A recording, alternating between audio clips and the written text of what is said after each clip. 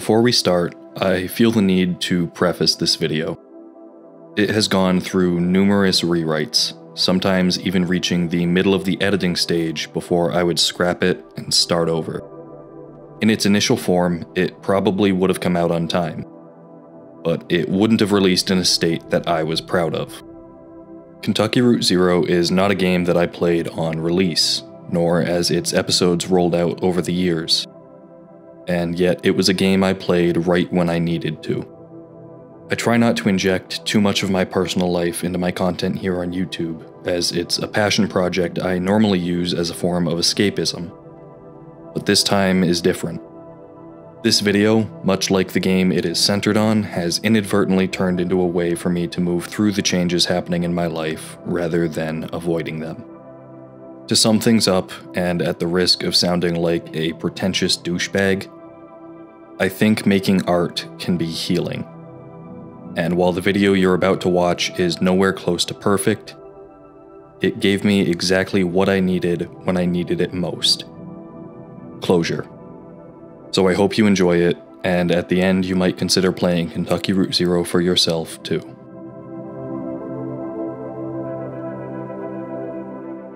Kentucky Route Zero is described as a magical realist adventure game about a secret highway running through the caves beneath Kentucky and the mysterious folks who travel it. But to say that's all it's about would be a disservice to those considering a playthrough. The game takes place over 5 separate acts that have been released over the span of 7 years. In working on a project that long, it would have been all too easy for the developer's cardboard computer to stray from their original vision. But it's precisely because they took that length of time that I believe they were able to see it through to its fullest potential. When first booting the game up, you can choose to play any of the episodes and interludes in any order you wish. While I'd suggest starting from Act 1 and moving forward from there, I actually started my playthrough on Act 2 by accident and only realized it the next time I sat down to play. I'll explore this a bit more in a later portion of the video, but it's an interesting and deliberate choice by the developers to note. The game starts by introducing you to Conway, an old man tasked with completing his final delivery of antiques to 5 Dogwood Drive. As you move toward your goal of delivering these antiques, you'll run into plenty of interesting characters, some of which will accompany you from there on out, others who are only on the journey temporarily, a few who you'll hear from or catch up with from time to time, and some who you'll meet once and then never again. Telling you much more than that does delve into spoiler territory, but this is one of the rare times that I feel my experiences and what I take away from a game to share here could very well be completely different from what you might notice in your own playthrough, even if I were to give you the broad strokes of the story in this video. As I'll get into over the next 2 sections, where the game starts and where the story of the game starts are 2 very different points, and this serves to further the themes of the overall experience.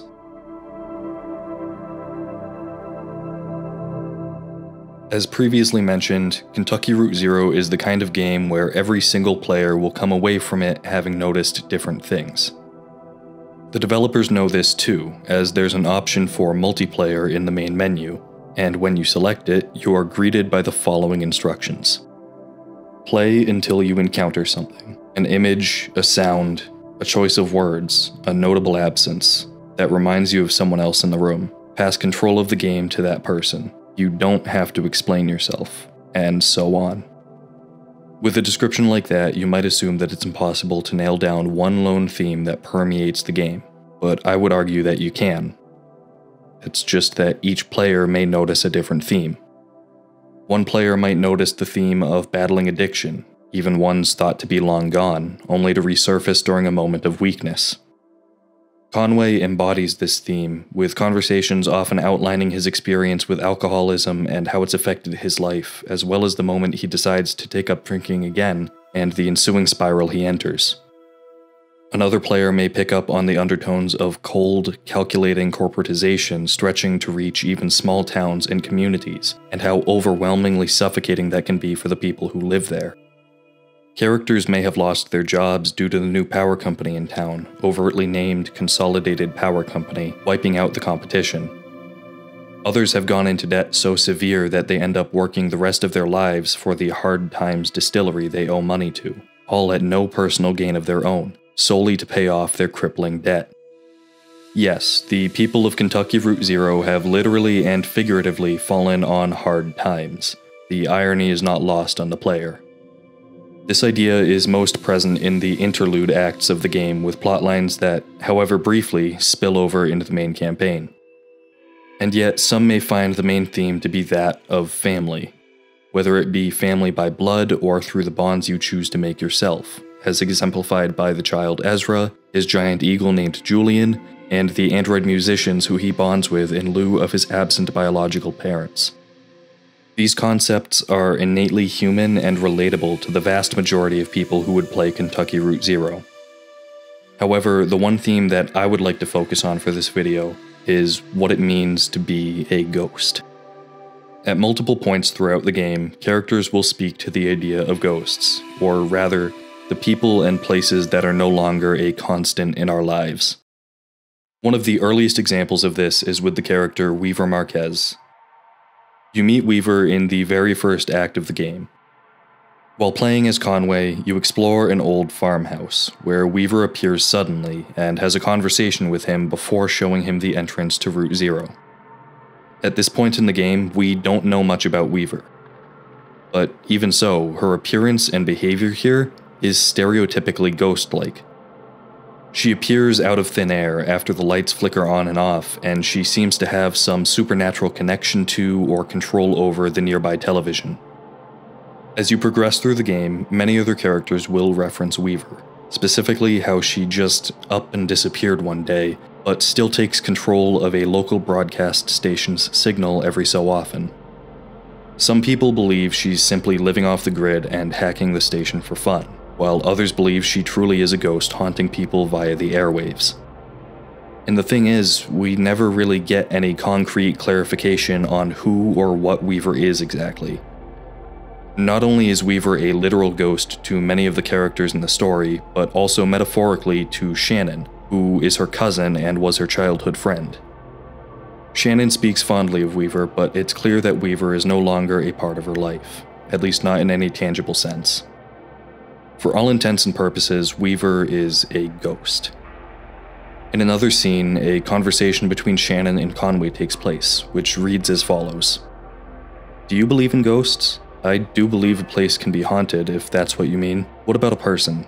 Can a person be haunted? Sure, I guess a person could. Sometimes I feel haunted myself. What haunts you? Bad decisions, I guess. Wasted youth. I've run across a few people who acted like ghosts. Kinda there, kinda somewhere else." Much later in the game, we're also given the memorable quote of, "Alive or dead, a ghost is what happens when a person is gone, but still taking up space." This theme also takes hold of the story in many ways that aren't called out quite as directly as the ones we've just discussed. In a segment from episode 4, you take turns controlling different characters, spending time answering questions posed to you as part of a study. Only you don't play as the characters themselves, but two unseen people reviewing the footage of your answers. As this section goes on, these two people will hold a conversation, giving you a brief window into who they are and how they might tie into the lives of our main characters. One of them reveals that they had a boyfriend who tragically passed away, Charlie, the very same Charlie that fell off a roof to his death after working on it in place of Conway, who was passed out drunk at the time. We never see these two people again past this conversation, but their appearance and dialogue serves to illustrate the point that you can be a ghost to someone you may have never even met. Conway, much like Charlie, is a ghost in this girl's life. They both had an effect on her, and they both stick with her years down the line. Gone, but still taking up space. One more instance of ghosts are the characters Ezra, Junebug, and Johnny. For Ezra, the young boy, his parents are missing and he doesn't know where they are or how to get in contact with them. The story doesn't dwell on his personal search for them for too long. In fact, we never find Ezra's parents. They are Ezra's ghosts, something which he's able to come to terms with near the end of the story with the help of Junebug and Johnny. These two characters are robotic android musicians who travel all around Kentucky playing shows and booking gigs as they can. Both Junebug and Johnny encapsulate the other side of the theme of ghosts, specifically what it means to be a ghost to other people. Since they are always traveling, they never have time to settle down for very long, and if they do form any meaningful connections with people, they are uprooted and onto the next location fairly quickly. This all changes in the later episodes, when they talk about wanting to add a third member to their group. Someone to travel with consistently, someone they wouldn't have to be a ghost to.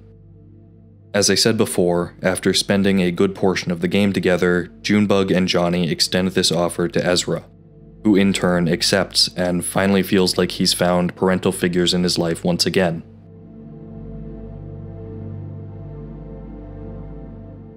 In addition to the story of the game itself, I'd also like to take a look at how that narrative is structured, the different ways in which perspective is used to frame certain plot points in a way that contributes directly to the theme of ghosts, and some of the different choices that players are able to make.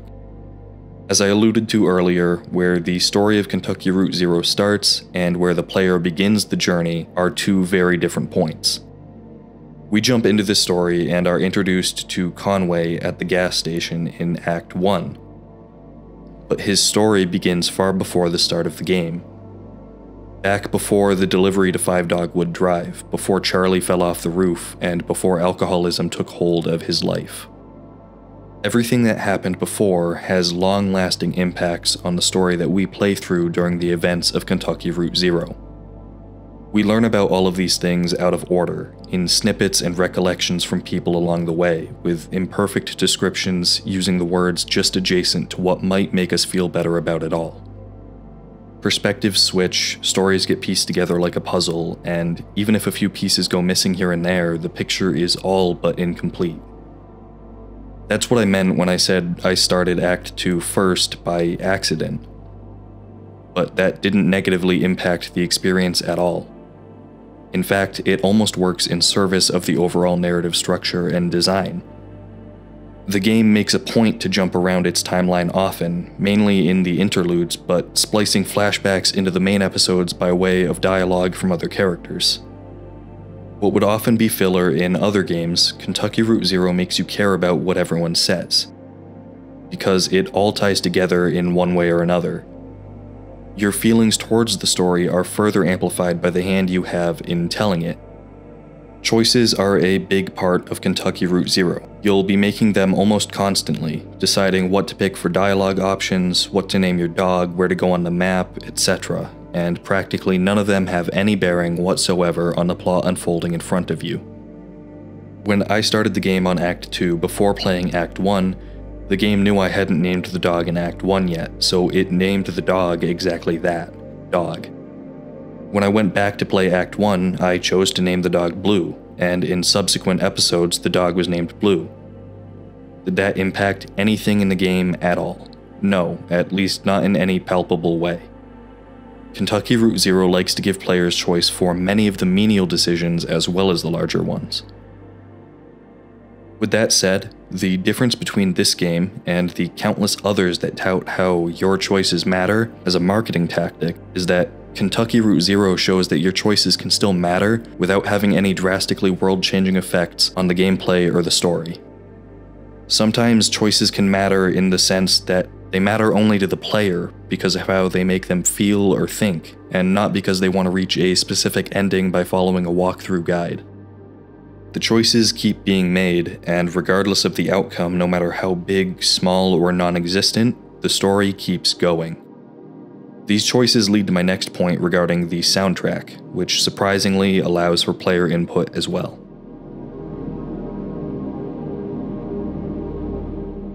Kentucky Route Zero is often content to let the players explore each act at their own pace, accompanied by nothing but the ambient sounds of the countryside. It uses music sparingly but to great effect, with each main track serving a purpose in the story. In particular, I believe there are 3 songs in the game that amplify the theme of ghosts. The first song of which is the song Too Late to Love You, which appears in Act 3 and is performed by Junebug and Johnny, the two android musicians previously mentioned when talking about Ezra. In-game, this set piece is nothing short of a visual spectacle, with the environment shifting around the main cast, morphing from a small-town bar to an otherworldly stage. The drab walls, pool tables, and empty stools all fade away as the ceiling lifts and Junebug's outfit transforms into a dress as eye-catching as it is illuminating. While there is one set version of this song if you were to listen to the official soundtrack, the game lets players choose many of the lyrics themselves. Much like the previous choices in Kentucky Route Zero, your decisions here still have no tangible effect on the outcome of the story. Rather, they reflect what the song means to you in this playthrough and nothing more. You could opt to pick lyrics that you think best fit the story of Conway, Ezra, or Shannon, or you could select the lines that you personally just think fit well. Regardless of the lyrics chosen, the underlying tone of the song ties directly into the theme of ghosts. As the title implies, the song is about it being too late to love someone.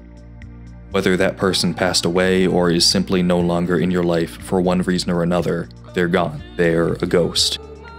For Conway, this person is Lizette, who he's too late to be with due to her medical condition as well as her son's death.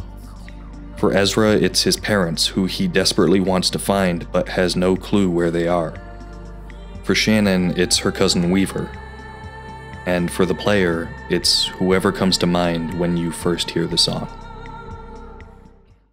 The next song that I think captures the theme of ghosts really well is "This World Is Not My Home." The song plays towards the end of Act 4, as Conway was taken to the Hard Times distillery to go to work, paying off his debt to them, which accrued as a result of taking the drink from them earlier in the game. Shannon returns to the rest of the main characters to tell them what happened to Conway, that he's gone, and "This World Is Not My Home" begins to play. Aside from this driving home the aforementioned theme of struggling with addiction, which in this case is Conway being taken away from those around him by his alcoholism, it also further solidifies the theme of ghosts. When I first played Kentucky Route Zero, I expected Conway to come back, for him to appear either right at the end of Act 4 as a twist, or to show up at some point in Act 5. But he doesn't. The character that we, as the player, started the game with, spent hours playing as, learning about, and relating to, is gone. Conway is a ghost, both to the main characters in the context of the story, as well as to the player. Unlike Too Late to Love You, I would say that this song could also be interpreted more from the perspective of being a ghost in someone's life rather than acknowledging the ones in your own. It's a recognition that the place you are at right now, be it physical or more of a metaphorical stage of life, is not your home, so to speak. It's not where you'll always be. If you're happy where you're at, it serves as a reminder to appreciate what you have, to live in the moment and enjoy this time while it lasts. And it also serves to offer some hope to those who may not be in a place like that right now. It's a song of acceptance, that we all become ghosts to the people and places we no longer know, just like they become ghosts to us. The last song that really drives home the theme of ghosts is "I'm Going That Way." It's one of the final songs in the game, playing during a funeral for two horses near the end of Act 5. Upon reaching the destination we've spent the whole game in search of, 5 Dogwood Drive, we see the town around it has been hit by a massive storm that drove away most of the population and led to the unfortunate deaths of these two animals that the members of the town loved. Despite the main characters only arriving in this place shortly after the storm subsided, and never having directly known the remaining townsfolk, they all assist in cleanup efforts as well as participate in the service. To cap things off, one character begins singing "I'm Going That Way." As the song progresses, more people in the crowd join in, and ghosts start to appear one by one, each of them singing along as well. The main characters, the people left in this town, and the ghosts of those who no longer live there have all gathered to sing and lay two beloved animals to rest. And by the presentation alone, it's not too hard to feel that maybe, just maybe, Conway is there too. This song, and this scene, serves to say that our ghosts never really leave us. They're just not here right now.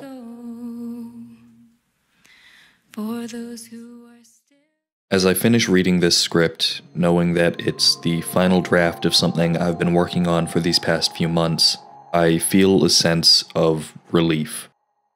I'm relieved to have a script and video as a whole that I'm proud of. I'm relieved to have the sense of closure that playing this game has given me. And I'm relieved to know I can begin working on something new. If I've convinced even one person watching this to play Kentucky Route Zero, or to share their own experiences with games that offered them support when they needed it, then I know I've done my job. At the start of this video, I said that making art can be healing, and I only hope that I can pass some of that healing on by finally putting this video out into the world. Kentucky Route Zero showed me that sometimes you need to keep moving forward even if you don't really know where you're going. That the people you begin your journey with may not always be there at the end.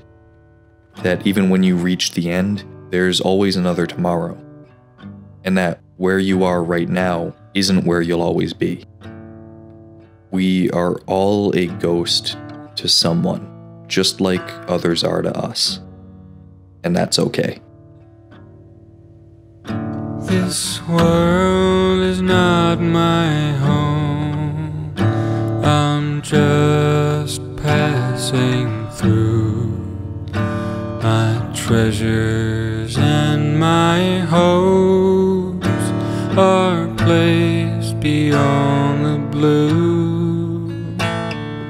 Many friends and kin have gone on before, and I can't feel at home in this world anymore.